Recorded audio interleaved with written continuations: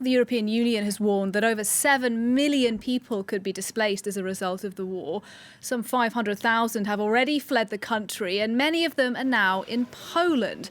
The government there has waived visa requirements for Ukrainians and is offering free transport through the country.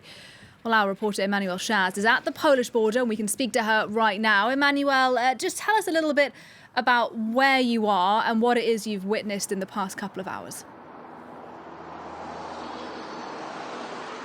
Well, we've just arrived here in Rebene. It's at the border with Ukraine. In fact, you see Ukraine behind the checkpoint that you can see here. What you might also see at this border checkpoint, you can also see buses. Those are the buses that will transport Ukrainian refugees and anybody fleeing Ukraine towards other cities here in Poland, a neighboring nation and a nation where people really showed solidarity and are really ready to help. I just came, I drove through the country today. I've just arrived. I saw some Ukrainian flags on buses in Warsaw, and you can see those grey buses at the back where that will drive refugees elsewhere. Also, something that I've seen when I arrived here is people completely exhausted walking along this road, which is usually a very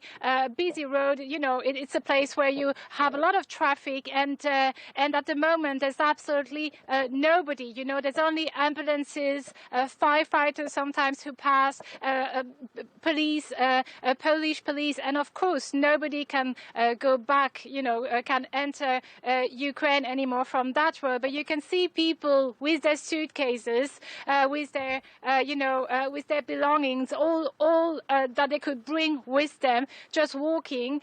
Those who didn't come with a car, just walking. They are completely exhausted. To be honest, the ones I saw, I didn't want to even ask them anything. They didn't want to talk. It was clear. It was really clear that they've been walking for hours.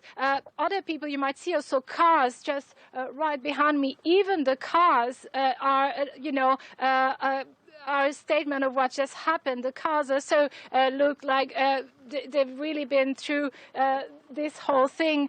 There's people of all ages. There's also elderly people here. And I've talked to a student, a Zambian student who was here, who told me, we've been hearing reports of crossing borders being being more difficult for people of color. And I saw this Zambian student who told me it wasn't easy to reach this border. Fortunately, he managed to cross as well. So thousands of Ukrainians are crossing this border, as well as everybody who was in Ukraine, students, refugees as well, who are trying to flee what has become a war zone.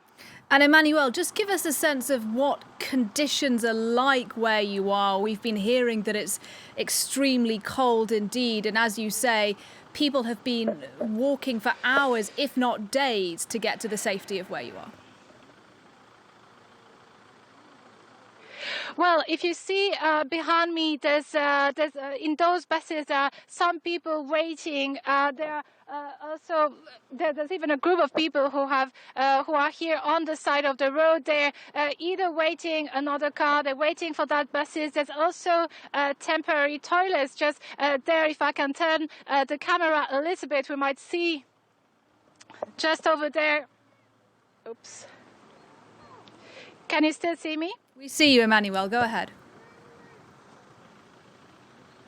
Okay. Yeah, you can see temporary toilets having been put there, people entering.